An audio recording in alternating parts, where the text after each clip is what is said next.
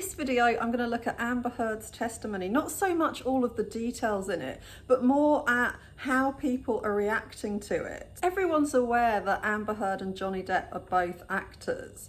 So the question might be, who is the better actor? You know, who does the better performance? I read a headline the other day that said just because we like Johnny Depp's character in films, that doesn't mean that he's a nice guy in real life. And I thought that was quite interesting that someone actually wrote that, thinking, well, that must be what's going on. That's why everyone's believing him and not Amber. Why is everyone so biased?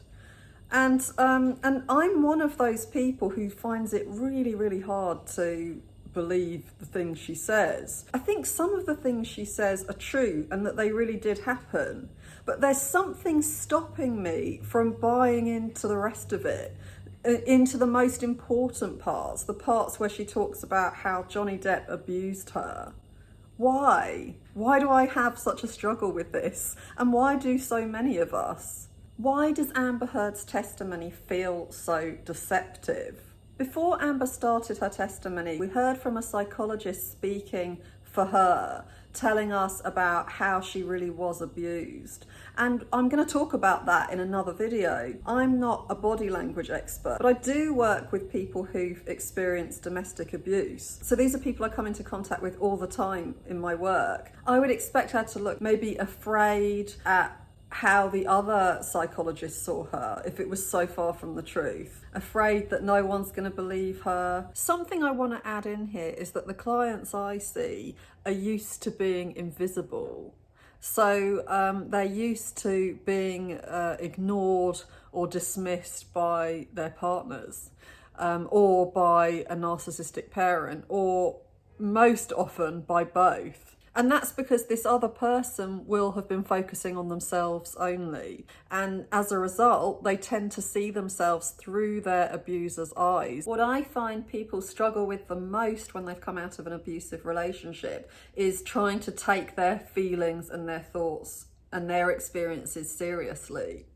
You know, trying to believe that they really matter, and even to be able to hold on to what they are, because they're so used to having to adapt to someone else's needs that come before theirs, and they're so used to having to think that everything's their fault, so they will feel guilt very easily, excessively. You know, they'll feel overly responsible for other people. Being in a court setting where you're under the microscope, where you've got these people trying to work out if they're going to believe you or not, having a psychologist pick you apart and say you've got 2 personality disorders and you can't be trusted because you lie all the time.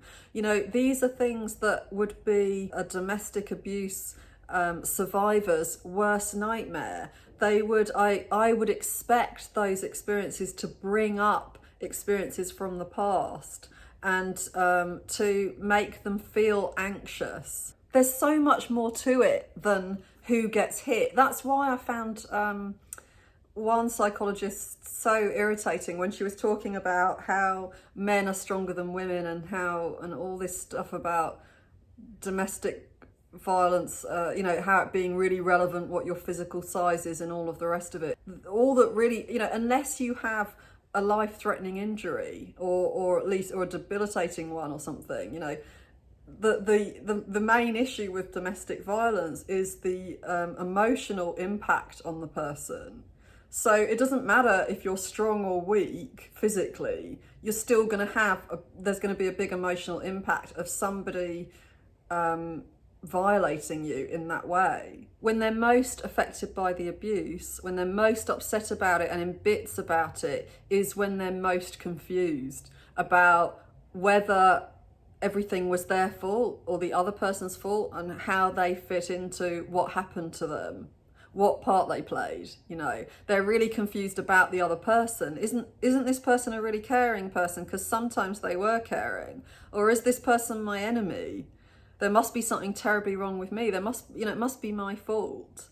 So all of these kinds of things come up, and Amber Heard isn't giving any of that off. You know, she's She's not confused in the way she's coming across. She's coming across as someone who's absolutely clear that various lines were crossed in the way she's talking. If you have therapy, you can get to that point of, of getting more and more sure of yourself and more sure of what was wrong. With Amber Heard, you see contempt more than anything else. Confidence, you could say arrogance, and contempt. That anxiety of not being believed, it might be replaced with anger after you've processed what's happened. Anger at how people just never did believe you, and that might come across as you're talking.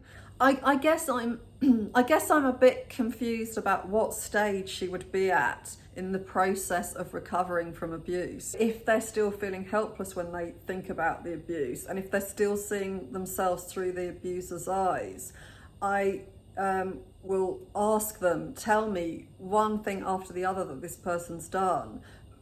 Write it down so that when they talk about all these things at once, they can start to feel angry and that emotion can come to the surface. The anger protects you from feeling so vulnerable. So whereas with her, I think she attempts to look like she is vulnerable and helpless. But that's not what anger does to you when you're feeling it. It makes you feel stronger. And you give off a vibe, if anything, of being more defensive.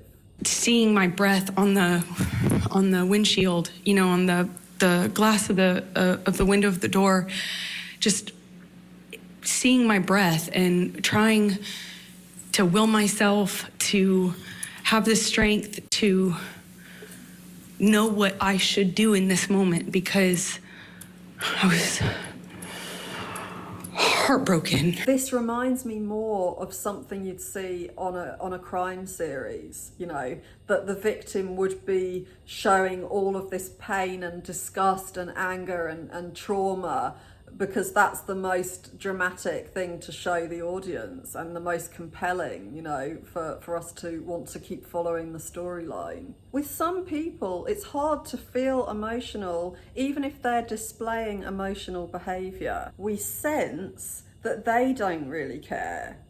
So there isn't any substance there for us to hold on to and for us to feel empathy about. When Micah's talking here, she talks as if she's crying. Oh, sorry. That's funny there, because I said Micah by mistake because she's reminding me of Micah Stouffer. This is Micah Stouffer, who gave up her adopted child from China after 2 years when he was just a toddler, because he was autistic, and she said that his behaviour was too much of a problem. So she gave him back, and then there was such a big uprising on social media against this, and all across the media all over the world. And so she made a sorry video with her husband.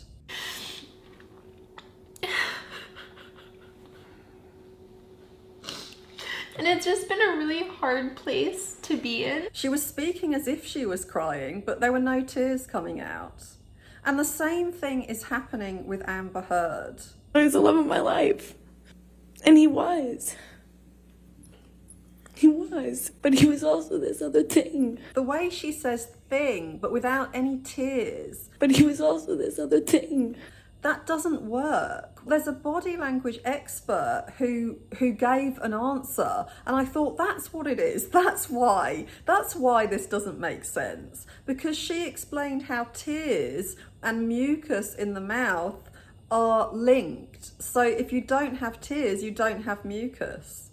And when I look at this part, when she says thing, she says it as if there's all of this mucus that's clogging her up. But he was also this other thing. And that other thing was awful. The way she breathes in. Awful.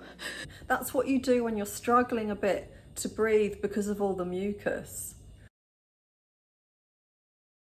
She presents these extreme emotions anyway, all the time, in life. That is part of having that personality disorder, that everything is exaggerated. She might be saying some things that are true, and that we can't get that genuine sense about them because of how she presents everything. I've worked with people who are histrionic, and what I've found is when they're able to get into their real feelings and they're talking about an experience that was traumatic, say for instance in childhood, that you don't see all of that over dramatising, that it's not performative and it's actually very real and they can be vulnerable.